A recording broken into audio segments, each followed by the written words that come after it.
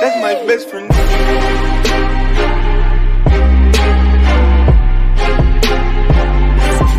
That's my best friend.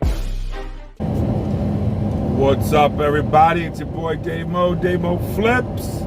Hey, I think we're gonna end up changing the channel to maybe Dream Team. I don't know, you guys tell me what you think. But it's about 7 o'clock in the morning, something in that time frame. When was the last time you see me going to pick up a car? And not because I've outgrown it, because I actually miss it, just because with the construction of my house and everything else, it's difficult. So, anyway, picking up Leroy. I'm gonna go pick up that new Buick that I just bought. And you guys will see it. Any which way, let's get right into this little thing here, this little Q&A. And I apologize, I actually did have stuff written down. And of course, running late, I left my bag, went back, got the bag, but the book was, whatever, listen. So, first question I got, that was last night, okay? You gotta keep in mind, guys, I'm sorry. It's not that I don't want to look at the camera, it's that I'm driving. You guys know, I've done this many a times with you. So, would I be a rep, or should someone be a rep for an out-of-state dealer? No. Can you do it? Yes. FYI, this video is for entertainment purposes only. Everything I say, if you do it at your own risk. You know, you definitely want to talk to other people about this, but let's get into it anyway. Should you be a rep for someone that's out of state, even though they're offering you titles the next day? Number one, they cannot offer you titles the next day. Every single state has a Manheim. Every single state has auto auctions, right? Auto auctions have 30 days to produce your title. I've yet to see an auction that had titles on hand.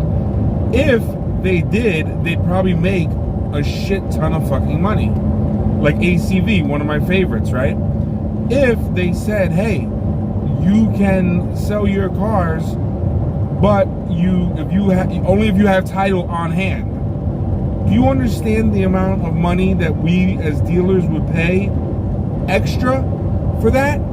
I don't want to wait 30 days for my title. As soon as I buy the car, I want my title. I want to be able to sell my car. Because technically speaking, and this was another question, technically speaking, you're not supposed to sell a car without a title. We do it all the time in Florida. So here's the issue you're going to run into with out-of-state repping, okay? It's going to come down to this. You're going to probably be breaking the law, let's be honest. Tax evasion and what have you. Well, if I live in Florida, which I do, and I bought a car from, let's just say, North Carolina, I wouldn't pay North Carolina sales tax. I'd come back and I'd pay Florida sales tax. When we sell cars out of state in Florida, we're not charging the sales tax unless they're getting a 30-day temp tag. If those tires hit the road, a public road in the state of Florida, then we are charging sales tax. It's the law. We'll give you the bill of sale, and you'll go back to your respective state, and they'll credit you what you paid here in the state of Florida. But if they don't, that's on them. I'm trying to get it out of the light, guys. I apologize. My girl got me this weird thing. I don't know. This isn't me. Usually I hold on to the camera, but anyway. So are there ways around it? Yeah, I suppose you could start a LLC and you could try to be slick with it like that, and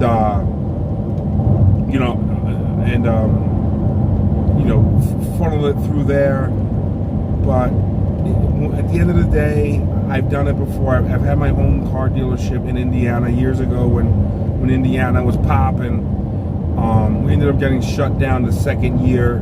It was going well to a certain degree. And the reason why I say to a certain degree was I still had to find dealers to retail my cars, because technically speaking, I was just a wholesaler in Indiana. I don't know if this video is gonna work, man. It looks like this camera's shaking like a motherfucker. But anyway,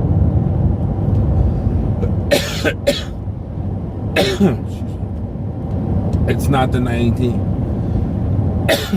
Just joking. So, any which way. So that's that. So yeah, no, I'd kind of shy away from that.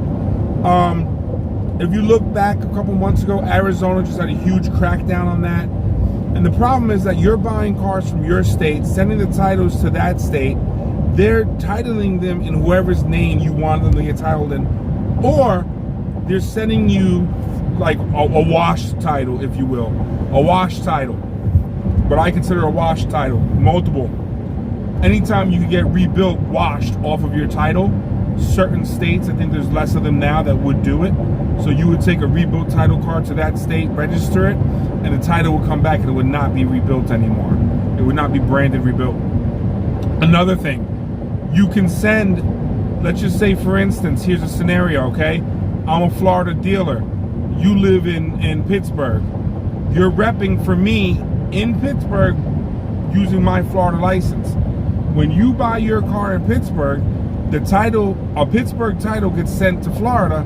I take that title to the local DMV office and have it titled in my dealership's name. If you're really responsible, that's what you should do anyway, regardless of what state it was bought in, because God forbid someone breaks into your shop, which you know we had, they steal all your titles, you're kind of SOL. You know what I mean?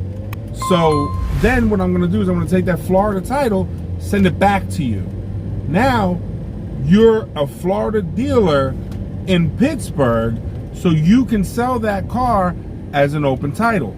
The only thing you got to provide me is the bill of sale. And of course, you'd have access to all the DMS software, to all the DMS, because it's actually dealer maintenance software, so I'm saying software twice, I know. Anyway, and then it would just look like I sold it on the internet and someone bought it. Not the end of the world until you get caught. Once you get caught, I do believe you are going to be facing tax evasion charges. The dealership will probably get closed down. Hence, what happened in Arizona to all those dealers. They were making millions of dollars. There's nothing wrong with making a shit ton of money. I encourage it. But, you know, I don't want to see my people, you're my people. I don't want to see my people get jammed up, okay? Another thing, just as another FYI, another thing about that is, you know, you're buying cars and sending titles away. So, you know, it's just risky. It's risky. I don't think it's a good idea myself personally. If you can't find repping someone to rep for in the area, I don't know that you went to every single car dealer. I don't know that you've exhausted all other options. And if you have, it may be time to move to an area, or at least move your dealership to an area that's a little bit easier. I spoke to someone out of Chicago a month or two ago, and they had explained to me how difficult it is in Chicago to get a dealer's license. And I had mentioned, well, why not just, you know, move the dealership to another part of Chicago where maybe it's a little bit less difficult to do. For instance, you know, there are parts of Florida that make it very difficult to have a car dealership. But if you just cross the county line, like in Tampa, everyone could have a car dealership. I swear, I think there's more car dealers in Tampa than there are people. I'll take you guys for a ride. We'll go up and down Florida. We'll head south on Florida Avenue, and then there is a interstate, and I'll show you. Legitimately, from Florida Avenue, you have Florida Avenue, it runs north and south. Then you have interstate 275, which is right there at the light. You make a left, and it's there. But then if you go under the overpass, you're on another road called Nebraska Avenue. Nebraska Avenue is also, it's like the second most known road for car dealers. So to answer that question, no, I would not be doing out-of-state deals with people. Yeah, it's just, I think you're looking for trouble. Number two, this another question that I've gotten asked. You know, what do I think about repping, you know, this deep into it? and what was one of the deciding factors that made me want to leave repping. Truthfully, the setup they have here is a cash-only dealership, okay? I'm not angry. I didn't like the way something went down over $50. I'm not gonna lie to you. I didn't care for that. I bought the car, and you know, just to shut everyone the fuck up, because I got tired of all the bickering back and forth. It's a $400 car, so I looked at it like I'm gonna pay $400 just to kill the conversation, right? I expected the owner to say, "Hey, Dave, you don't got to pay the $26 fee for buying it from ACV, nor do you have to pay the $200 fee for when you sell it. You looked out for me," because the owner could have stepped up and just bought the $400 fucking car, right? I mean, you're making all this fucking money. Why would you not? But again, blah blah blah blah blah. He did nothing for me, and he doesn't have to. But on the same token, when just because you don't have to doesn't mean it's not the right thing. Role reversal. Number one, role reversal. I would have bought the car and taxed everybody a $50 fee to use ACV again. Fuck the bullshit. You know what I'm saying? Like, you're not gonna fuck me over. That's just how I roll. You know, the dealership that I'm looking at now, I can afford on my own, no reps. If I decide to have reps, that's just gravy. That's just the icing on top. But at the end of the day, I don't need them to make my business successful. Like, this place needs reps. So in that situation, I would have whacked everyone with a $50 fee. 10 guys, $50, $500. I would have bought that Maxima for free with their money, right? Sold it, made a profit on their money, and no one gets money back. Or, you know, the other option is you don't have to use ACV as a rep. You don't want to pay the $50? That's it. We're a team here.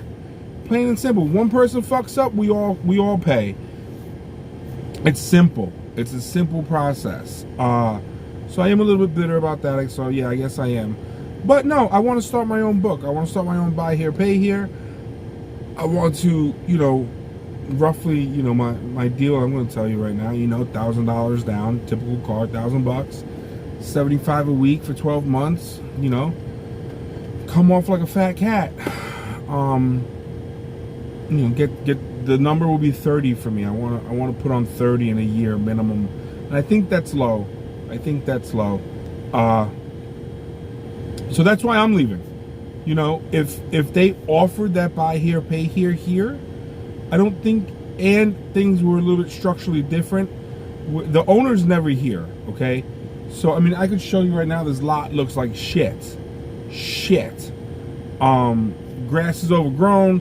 This fucking car over here's got a flat tire. This one's got like mold or some shit growing on the outside. That one's got a hood open. That one doesn't even have a fucking hood. That one, the transmission's fucked up. I don't know what's behind this. Look at this shit. This, I don't know if you guys are gonna catch it. The motherfucker's got a tarp on top of it. So, you know what I mean? Like this is shit that I don't want to deal with. I don't want to be a part of that type of stuff. If this guy said to me, "Hey, listen, you pay $350 a month, $200 a car. Here's what I'm willing to do for you. Don't pay me no money. I don't care about what you sell, but what I do want you to do is run my dealership for me." That means collecting the money, paying the taxes, making sure everything runs the way it's supposed to run.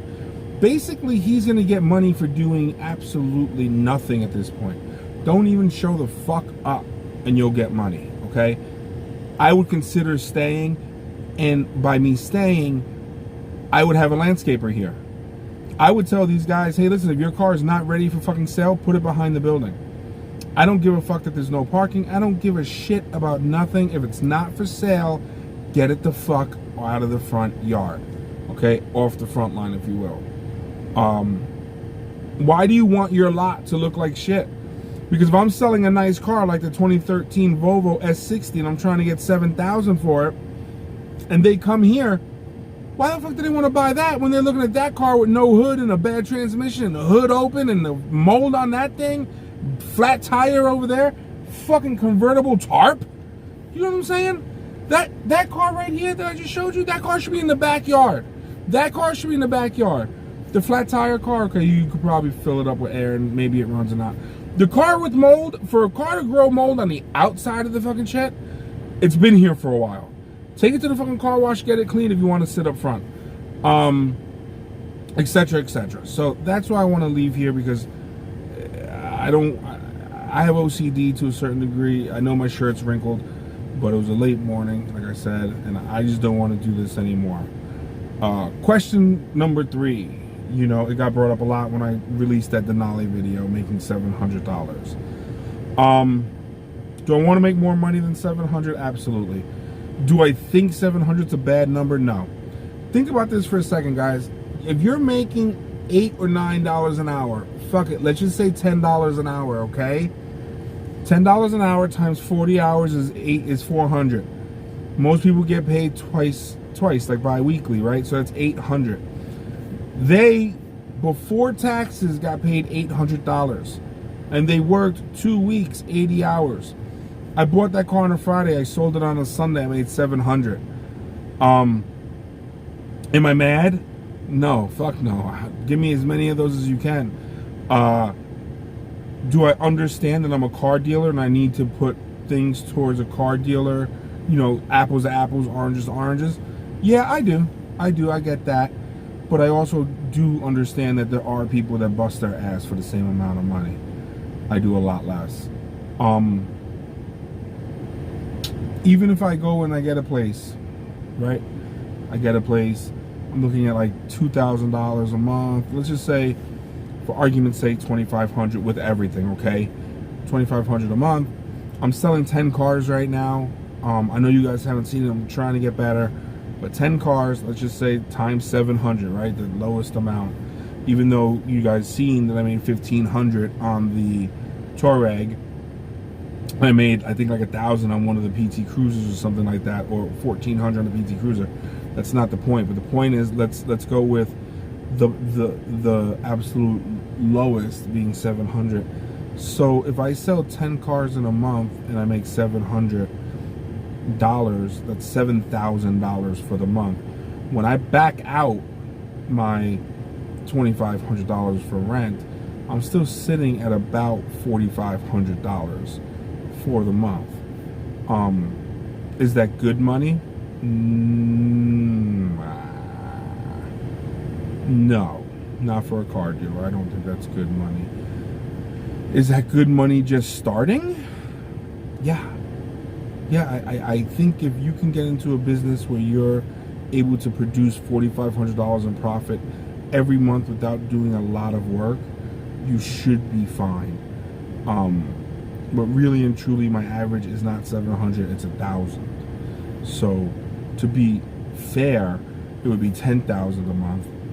Subtract the $2,500 for rent and stuff, which puts me down to 7,500. But let's even go one step further and say every car needs about $200 in repairs. So that 200 times 10 cars being sold is 2,000. Subtract that 2,000 from the 7,500, you're at 5,500. Out of the gate, you're making, what's that? Well, 10 months is at 55,000. Then you got another 11,000 on top of that. So you're at 66,000 just walking out of the door. Like day one, you're on your track to making 66,000 for the year. Do I think that's good money? Yeah, I think that's good money. Do I think that's good money for a car dealer? Not really. I think as a car dealer, if you're, again, this is just me, I think as a car dealer, if you're not breaking it down 100,000 a year, you're really not working to your potential. Or something's got to change. You're in a bad area, your marketing sucks, your prices are too high, your prices are too low. You got way too many cars out there on a buy here, pay here, because you can actually go buy here, pay here out of business. You know, if you buy here, pay here, your whole fucking inventory, now you have to wait to recoup some of that money and then to buy fresh new inventory. So guys, for you guys thinking about doing buy here, pay here, keep in mind that it's a give and take, okay? You can't just all willy-nilly, you know, put everything on buy here, pay here. You need money. So that was that question. Another question was, where am I at with Dream Team Auto Sales? So there's 4 of us now, and I think there's always been 4 of us. There's Leroy, there is Joe, there is Fabian, there is Lewis, and myself. So that's 5, but I don't count. And Leroy doesn't count either, by the way, guys. I just want to be straight up with you. Leroy's like family. He will not be paying a monthly fee. He will probably be partners in a lot of the cars that I'm selling. He's not really used to doing auction cars. So we're going to work out a deal where a certain degree of mechanics will get done by him. I'll be doing most of the buying, if not all the buying. And that'll be that. In terms of repping, I don't know that I want to do reps yet, just because, well, I do know Lewis and Joe and Fabian, they're already down, so that's that. But I don't think I want to turn it into a repping business. I don't, the benefits don't outweigh the risk for me. I want to get into real estate. I own my home, and I just don't want to, to be on the hook for something that someone else has done. So for me, I don't see that going through. But anyway, that's that. So yeah, Dream Team Auto Sales is still something that we are pursuing. We are getting close to October. I don't really believe in tax time anymore either. I know I'm going to get a ton of shit about it. Years ago, I think tax time was something major. Right now, from what I've noticed over the last 3 tax seasons, it's just not, it's nothing to write home about. And shit, we sold 60 cars last month, True story, I only sold 2 cars this month. So this has been the slowest month for me. But I haven't been here. I've been doing my house. No excuses necessary. I sold 2 cars. As a dealership, I want to say they sold 23. That's a far cry from the 60. You know what I mean? So things are changing. As you know, the EDD is cracking down. I believe last night they just caught a number of individuals with almost $500,000 in cash, like $4 million in cards. If you guys don't know what I'm talking about and you're a car dealer that's been seeing this influx of money coming into your dealership and you can't understand it, understand that most criminals that do these types of scams, whether it's your drop money scam, your EDD scam, the unemployment scam, which is the EDD scam, but that's in California, and it's not California residents. So what people were doing was leaving their state, going to California, applying for the EDD in their name and fake names, and people in prison and people that have been deceased, and they're just getting this money sent out to them. So they have this money on this card, and I believe they can put it into their bank account, and they're the ones that will come through with cash and just buy the cars. You'll see a lot of that.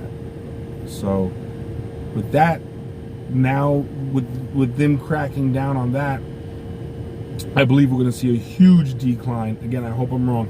I do believe we're going to see a huge decline in auto sales. If anything says I'm on the right track, it's this month, the month of September. I'm not talking about the guys who sell 10 cars a month and continuously sell 10 cars a month. I'm talking about the guys like us here that are selling 60 plus cars a month. I think the more you have sold, the bigger the impact. I mean, that just makes sense. If you're selling 10 cars a month, you should be able to continue to sell 10 cars a month. I don't necessarily think that's a huge number by no means. Let me think what else. That was another good question, and I'm just drawing a blank here because I'm waiting for Leroy to pull up. So actually, he's not here yet. So that was Dream Team. Well, I'm gonna call it quits for now, guys, because I can't remember the last question. I do have them written down at the house. Oh, taxes. All right, yes. So someone asked. Actually, a few people have been asking about taxes. I'm not a CPA. guys. So you want to talk to your local CPA. Most times you can call and it's a free consultation because they want to hook you as a client. Go in there, have a book of questions that you want answered, okay? And understand that you need to ask as a individual, or you need to ask as a business, or you could be an LLC, you could be incorporated, you could be a sole proprietorship. You gotta ask. How rude of me! I apologize. You gotta ask as that individual. So, two things that always get brought up in this motherfucking shit. Taxes. Oh, like even the owner was like, fuck, I gotta write $10,000 in taxes. Motherfucker, that ain't coming from your bank account. I mean, it's coming from your bank account. It's not coming from your money. You collected sales tax from the buyer. If you're a responsible business owner, that sales tax money goes into a separate account. Okay? All DMS that you use will be able to break it down and tell you, hey, you sold this many cars, this is how much you owe in state tax. And when you pull up the state tax for your state, like where you're going to pay it, there's numbers, kind of like your W-2 or whatever. So they're like, oh, number 13, input this into number 13, and it tells you the numbers. It's simply copying it from, one screen to the next, and that's it. One of the best signs I've ever seen walking into a car dealership was, we don't charge sales tax. We collect it. So I thought that was awesome. That money, and what you gotta do is, as you know, if you're a dealer, sometimes you gotta explain to people, like, listen, you're really only paying $3,500 for this car. The other $700 or whatever it is, that's going to the state. Okay? That's just what it is. And I'll tell them straight up and down, like, listen, if you think I'm trying to fuck you, I'll sell you the car title only. It'll save you a large chunk of change. You got to get the car towed out of here. And you could go do your own paperwork. And what ends up happening is, in the state of Florida, we're really not allowed to charge extra money on that paperwork. So I can't tell you that a registration that costs $47 costs $67. I'm not allowed to do that. I am allowed to charge you extra money for a temporary tag. So, if the tag costs $4.10, I say it costs $25. That's legal. All right. So again, you want to know where you're at with it, but do not get income tax confused with sales tax. Sales tax is collected from the buyer. Even if you do a special financing deal, it's from the buyer, okay?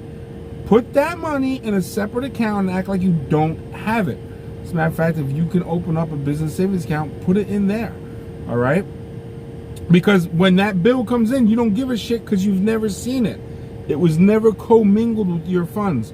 You never for one day thought you had $20,000 because the money you have in your account is separate than the savings account that you know belongs to Uncle Sam. Don't fuck with Uncle Sam. Rule number 1, don't fuck with Uncle Sam. So, now you have income tax. Totally different than sales tax. Income tax is the tax you're gonna pay on the profit of every single car, and you're gonna pay it quarterly or annually. Well, quarterly, biannually, or annually. It's how you set it up, okay? And what you're gonna do is you're gonna get with your accountant and you're gonna bring your books, which is probably digital. If you're smart, you're probably using QuickBooks or something like that. And in your bank statements, and it's gonna say, okay, you profited, for argument's sake, in 4 months you made, $40,000, okay? That's the gross income for your business. But out of that $40,000, you paid for cars, you paid for repairs, you paid rent, you paid for your phone. These are called tax write-offs, people. You paid for new tires, you paid to get the mold off that fucking car, you filled that car up with air, so you bought a compressor, You junked that fucking car. So all this shit starts to chop down your $40,000 income. It goes lower, lower, lower, lower, lower, lower, lower, lower. And then you get left with this number. Hopefully it's in the positive. And they're going to say, again, hypothetically speaking, let's just say you owed 20 grand, right? You profited 20 grand, you don't owe 20 grand. And let's just say that puts you in a 20% tax bracket. Again, this is strictly entertainment purposes only. So you got $20,000, you're in a 20% tax bracket. Your CPA is going to say, okay, you got to write me a check for $4,000. Well, where did you get that $4,000? Well, when you take 20% of 20,000, it's $4,000. For quick math, what is 10% of 20,000? 2 grand. Well, you need 20. So double up the 2, you get the 4. All right. And you'll pay that. But that's really a conversation for you and your accountant and how you guys do your business, okay? That was just the very top layer of it. Very important, don't fuck up the taxes. Even more important than not fucking up the taxes is do not spend the state's money. I don't give a shit if you have the best deal that's on the table and you're like, oh, well, all I got to do is take the money from the taxes that I've collected, float it into this car, sell it, and then I'll replace it. Guys, it sounds great. Most car dealers go out of business because of taxes and that same mentality. Don't think about it. Don't do it. Leave it the fuck alone. Please believe me. Just leave it the fuck alone. You don't need that deal that bad. There'll be more to come. All right? Guys, I think that's enough for now. I kind of wasted a lot of your time because I only answered about 5 questions, but I wanted to get in depth with every question I answered for you. By all means, to get at me, demoflips@mail.com. Again, demoflips@mail.com. Hit me up, write your questions. If you don't want to post comments, that's fine, whatever. And I'll do the best to do this once a month, the Q&A. Once I'm able to go live with it, and I'm sure I can, I just don't know how, I'll be able to do that, and we can actually have an interaction, maybe like a I don't fucking know, a dream team setup thing, Let me know. Do you guys want to see Dream Team as the new name? Or you guys like Dave Mo Flips? No matter what, I'm still gonna be Dave Mo. I'm still gonna be flipping. So, anyways, guys, it's time for me to wake Leroy's ass up, I suppose, and get me a monster. Oh, that $30,000 challenge. You know what I'm talking about? I hope you know what I'm talking about. Come on, guys. I got something for you. I promise you I do. Anyway, I'm out. That's my best friend.